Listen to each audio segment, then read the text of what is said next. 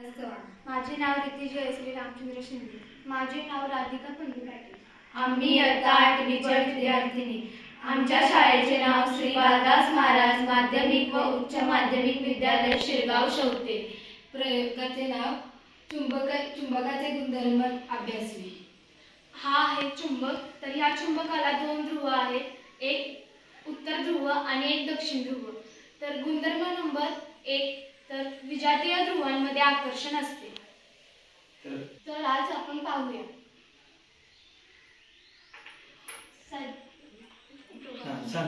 दक्षिण आणि उत्तर ध्रुवांमध्ये आकर्षण होते। दाखवा प्रत्यक्ष। नॉर्थ आणि साऊथ मध्ये प्रतिआकर्षण होते। धर्म 2 सजातीय ध्रुवांमध्ये प्रतिकर्षण असते। आता आपण पाहू।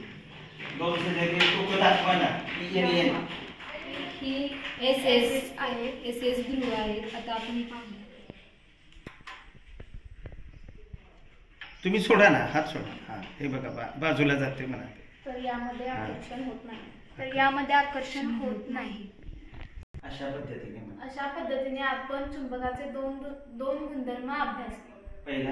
पहिला गुणधर्म विजातीय ध्रुवांमध्ये आकर्षण असते आणि दुसरा गुणधर्म सजातीय ध्रुवांमध्ये प्रतिकर्षण असते।